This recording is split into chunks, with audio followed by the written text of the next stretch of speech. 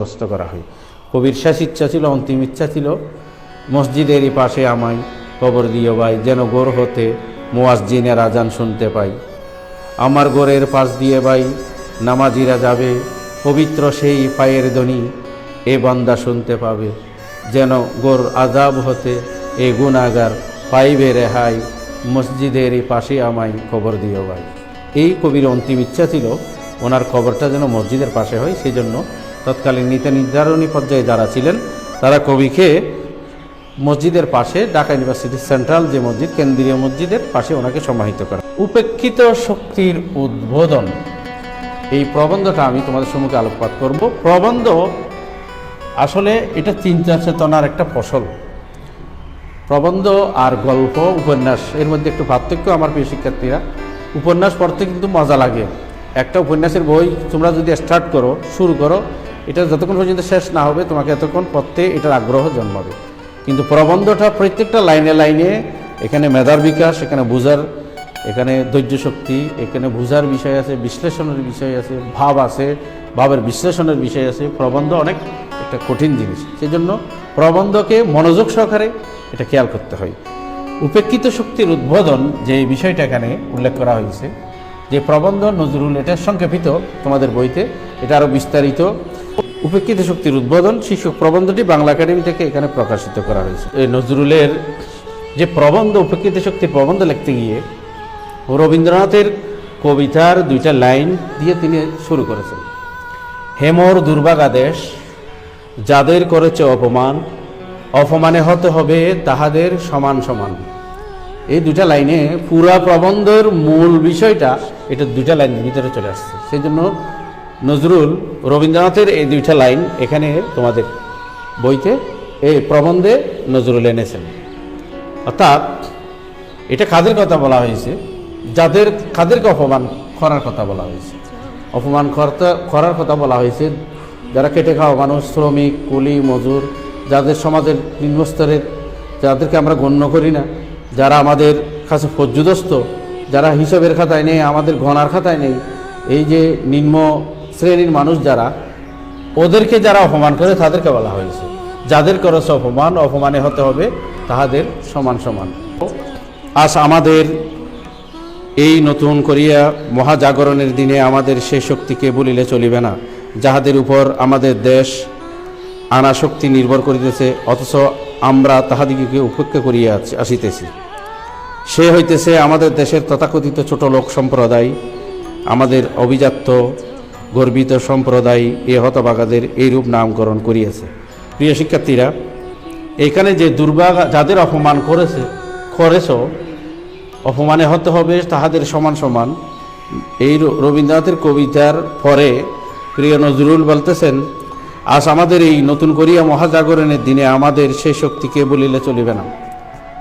আমরা যাদেরকে অপমান করতেছি, যাদেরকে অপমান করছি, যাদেরকে উপেক্ষা করতেছি, অর্থাৎ ছোট লোক বলে যাদেরকে আমরা ট্রিট করি, সম্বোধন করি, আমাদের অভিজাত্য সম্প্রদায় যারা, উচ্চ শ্রেণীর মানুষ যারা, তারা যাদেরকে অপমান করে, নিম্ন শ্রেণীর মানুষ যারা খেটে খাওয়া মানুষ, উচ্চবংশীয় নয়, ওদেরকে ছোট লোক বলে অভিজাত্য শ্রেণীর মানুষগুলো ট্রিট করে, অপমান করে, নামকরণ করে, এটা বুঝাতে চেয়েছেন প্রিয় নজরুল। কিন্তু কোন যন্ত্র দিয়া এই দুই শ্রেণীর লোকের অন্তর যদি দেখিতে পারো, তাহা হইলে দেখিবে এই তথাকথিত ছোট লোকের অন্তর কাছে নিয়ে স্বচ্ছ।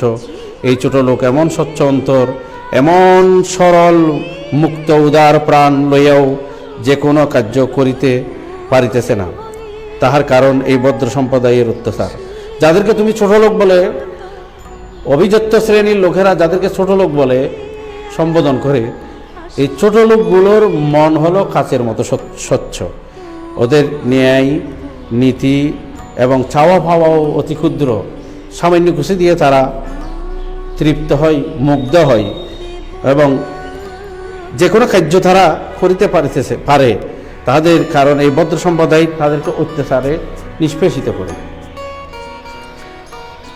সে বেচারা জন্ম হইতে ঘৃণা উপেক্ষা পাইয়া নিজেকে এত ছোট মনে করে, সংকোচ জড়তা তাহার স্বভাবের সঙ্গে এমন ওতপ্রোতভাবে জড়াইয়া যায় যে সেও যে আমাদের এই মতো মানুষ, সেও যে এক আল্লাহের সৃষ্টি, তাহারও যে মানুষ হইবার সমান অধিকার আছে, তাহা সে একেবারে ভুলিয়া যায়।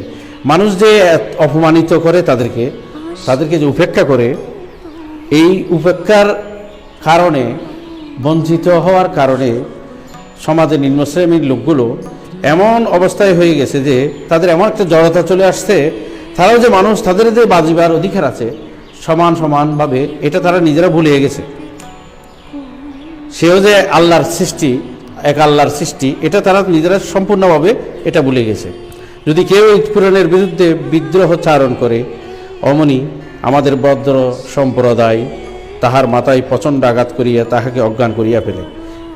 এর নিম্ন শ্রেণীর মানুষগুলো থেকে কেউ যদি একটু প্রতিবাদী হয়, তাদের মাথায় ভদ্র শ্রেণীর মানুষগুলো এমনভাবে আঘাত করে, এই আঘাতের কারণে তারা জ্ঞান হারিয়ে ফেলে। এই হতভাগাদিগকে, আমাদের এই সত্যিকার মানুষদিগকে আমরা এইরকম অবহেলা করিয়া চলিয়াছি বলিয়াই আজ আমাদের এত অধপতন। এই যে নিম্নশ্রেণীর হতভাগা মানুষগুলা, যাদেরকে আমরা সত্যিকার মানুষদিগকে, তারাই আসলে সঠিক মানুষ, তাদেরকে আমরা এই সত্যিকারের মানুষগুলোকে অবহেলা করে আসতেছি বলেই আজকে আমাদের এত অধপতন। দেশের উন্নতির পথে অন্তরায় নিম্নশ্রেণীর মানুষগুলোকে আমরা অবহেলা করিতেছি। তাই আমাদের দেশের জনশক্তি বা গণতন্ত্র গঠিত হইতে পারিতেছে না। কবি নজরুল, দেখো তোমাদের গণতন্ত্র কেন উঠতেছে না, গণতন্ত্র কেন এটা প্রাতিষ্ঠানিক রূপ পাচ্ছে না, এটা না পাওয়ার কারণ হচ্ছে নিম্নশ্রেণীর মানুষগুলোকে আমরা উপেক্ষা করতেছি, তাদেরকে বঞ্চিত করতেছি, তাদের অধিকার আমরা তাদেরকে দিচ্ছি না। এই কারণে নিম্নশ্রেণীর মানুষগুলোকে কাজে উদ্বুদ্ধ করা, ওদেরকে যথাযথ সম্মান দেওয়া। এটা হইবে কী রূপে? দেশের অধিবাসী লইয়াও তো দেশ এবং ব্যক্তির সমষ্টি তো জাতি, আর সে জাতিকে যদি জাতির সকলে বুঝতে না পারে, তবে তাহার উন্নতির আশা করা আর আকাশে অট্টালিকা নির্মাণ করার চেষ্টা একই কথা। তোমরা ভদ্র সম্প্রদায় মানি দেশের দুর্দশা, জাতির দুর্গতি বুঝো, লোককে বুঝাইতে পারো এবং দুর্ভাগ্যের কথা কহিয়া কাঁদাইতে পারো। মানুষকে দুর্ভাগ্য এবং দুর্ভাগা জাতির কথা বলে আমরা সব বুঝাইতে পারি এবং এই কথা বলে মানুষকে কাঁদাইতেও পারি, কিন্তু কার্যক্ষেত্রে নামিয়া কার্য করিবার শক্তি আমাদের কি আছে? এটাই এই প্রবন্ধে প্রশ্ন করা হচ্ছে। নাই, এ কথা যে নিরেট সত্য তাহা তোমরাই বুঝো, সকলে বুঝে যে একটা বিশাল জনগোষ্ঠীকে অবহেলা করে, তুচ্ছতাচ্ছিল্য করে একটা জাতির উন্নতি আশা করার বৃথা, এটা সবাই বুঝে। কাজে তোমাদের এই দেশকে, জাতিকে উন্নত করিবার আশা ওই কথাতেই শেষ হইয়া যায়। শুধু কথার মধ্যে শেষ হয়ে গেলে হবে না, এটার কাজের মধ্যে এসে, কার্যক্ষেত্রে এসে ওদের এই অনুভূতিগুলো বুঝতে হবে এবং ওদেরকে যথাযথভাবে সম্মান দিতে হবে।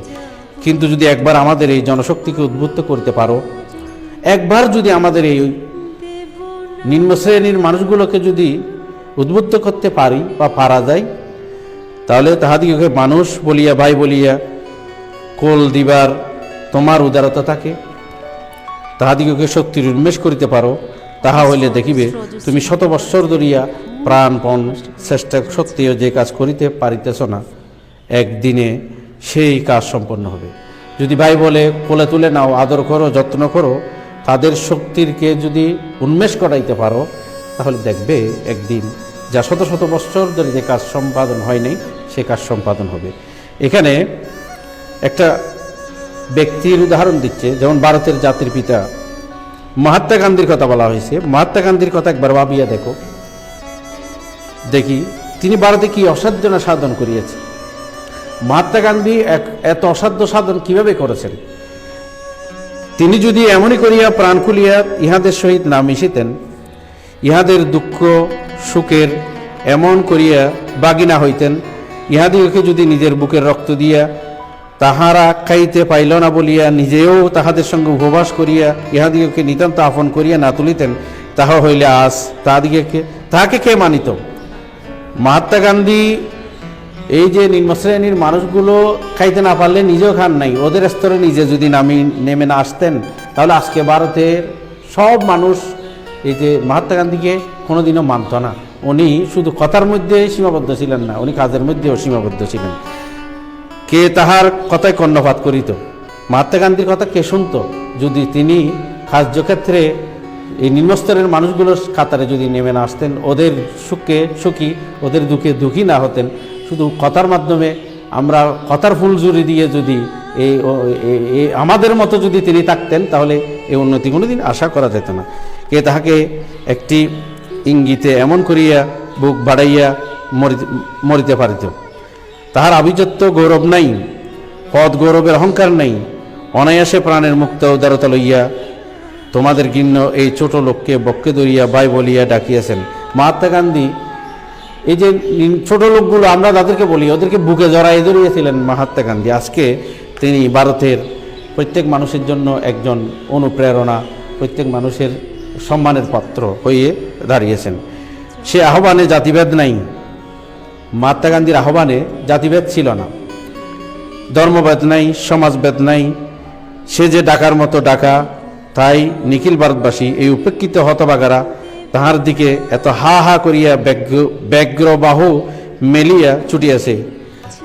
এই যে নিখিল ভারত সারা এই যে ভারতবাসী তাহার দিকে হা হা করিয়া তাকাইয়েছিলেন। কেন? তিনি তাদের কাতারে নেমে এসেছিলেন বলে। হাই, তাহাদের যে আর কেহ এমন করিয়া এত বুকবারা স্নেহ দিয়া আহ্বান করেন নাই। মহাত্মা গান্ধীর মতো ভারতবাসীর এই যে ছোট লোকগুলোকে, যারা নিম্ন শ্রেণীর লোকগুলোকে এত ভালোবাসা আর কেউ দেন নাই। এই মহা আহ্বানে কি তাহারা সাড়া না দিতে পারে? যদি পারো এমনি করিয়া ডাকো, যদি পারো এত সুন্দর করে মানুষকে কাঁদানোর প্রয়োজন নাই। যদি পারো মহাত্মা গান্ধীর মতো ডাকো, এমনি করিয়া ডাকো। যদি পারো এমনই করিয়া ডাকো, এমনই করিয়া এই উপেক্ষিত শক্তির বোধন করো, দেখিবে ইহারাই দেশে যুগান্তর আনিবে, যুগের পরিবর্তন করবে। যদি এইরকম করে ভালোবাসতে পারো, অসাধ্য সাধন করিবে। ইহাদিগকে উপেক্ষা করিবার, মানুষকে মানুষ হইয়া ঘৃণা করিবার তোমার কি অধিকার আছে? নিম্ন শ্রেণীর ছোটগুলো, কেটে খাওয়া মানুষ, যারা নিচুর বংশের যারা জন্মগ্রহণ করেছে, এদেরকে ঘৃণা করবার অধিকার কি কারো আছে? প্রশ্ন করা হচ্ছে। নাই, ইহা তো আত্মার ধর্ম নয়। তাহার আত্মা তোমার আত্মার মতোই বাস্বর। প্রত্যেক মানুষের যে আত্মা, যে রূহ সৃষ্টিকর্তা আল্লাহ রাব্বুল আলামিন সৃষ্টি করেছেন, প্রত্যেকের আত্মা, ওনার আত্মা, আমার আত্মা, নিম্ন শ্রেণী, কেটে খাওয়া, কুলি মজুর, যাদেরকে উপেক্ষা করা হচ্ছে, ঘৃণা করা হচ্ছে, ওদের আত্মা আমাদের আত্মা একই। আর কেহই মহা আত্মার অংশ, একই মহা আত্মার অংশ প্রত্যেক আত্মাই। তোমার জন্মগত অধিকারটা কি এত বড়? তোমারটা বড় আর ওদেরটা কি ছোট? এই তুমি যদি এই চণ্ডাল বংশে জন্মগ্রহণ করিতে, তাহা হইলে তোমার মতো ভদ্রলোকের দেওয়া এইসব হতাদর, উপেক্ষার আঘাত, বেদনা, নির্মমতা একবার কল্পনা করিয়া দেখো দেখি। তুমি যদি একটি চণ্ডাল বংশে জন্মগ্রহণ করতে, চণ্ডাল মানি এই যে হিন্দু বর্ণ ব্যবস্থায় নিম্ন বর্ণের লোক, ওদেরকে বলা হচ্ছে চণ্ডাল। চণ্ডাল বংশে যদি তুমি জন্মগ্রহণ করতে, তুমি কি এরকম ভালো এরকম বড় লোক সাজতে পারতে? তুমি নিজেকে ওদের কাতারে দাঁড় করিয়ে দেখো, ভাবিতে তোমার আত্মা কি শিহরিয়ে উঠিবে না? আমাদের এই পতিত চণ্ডাল ছোট লোক ভাইদেরকে বুকে করিয়া, তাহাদিগকে আপন করিয়া লইতে, তাহাদের মতো দিন বসন করিয়া, তাহাদের প্রাণে তোমারও প্রাণ সংযোগ করিয়া উচ্চশিরে তার সম্মুখে আসিয়া দাঁড়াও, দেখিবে বিশ্ব তোমাকে নমস্কার করিবে। এসো আমাদের উপেক্ষিত ভাইদের হাত ধরিয়া আজবোদন বাসিতে সুর দিই। উপেক্ষিত মানুষ যেগুলা, ওদের বাসিতে সুর দিই, ওদের সুরে সুর মিলাই, এ কথাটা বলা হচ্ছে।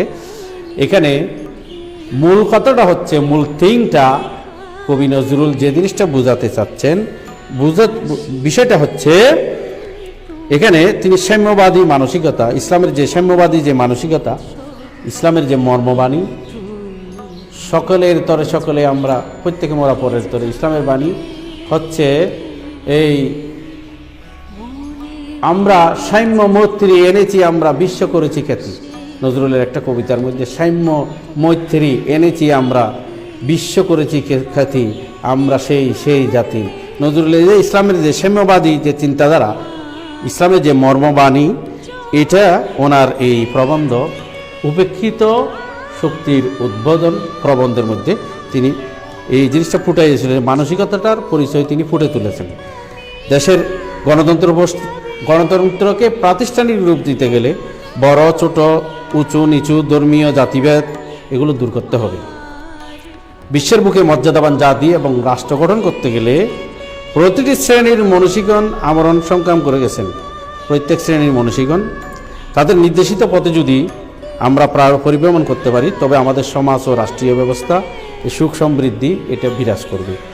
এই প্রবন্ধটিতে জাতি ধর্ম সমাজভেদের বিরুদ্ধে অবস্থান নিয়ে উচ্চ শ্রেণী, নিম্ন শ্রেণী, জাতি ধর্ম বর্ণ এগুলো যে ভেদাভেদ, এটার বিরুদ্ধে অবস্থান নিয়েছেন কবি কাজী নজরুল ইসলাম। এই প্রবন্ধ শ্রেণী, ধর্ম, জাতি, সমাজভেদ, বৈষম্যহীন রাষ্ট্র প্রতিষ্ঠার শিক্ষাটা এই প্রবন্ধের মধ্যে কবি নজরুল ফুটাই তুলেছেন।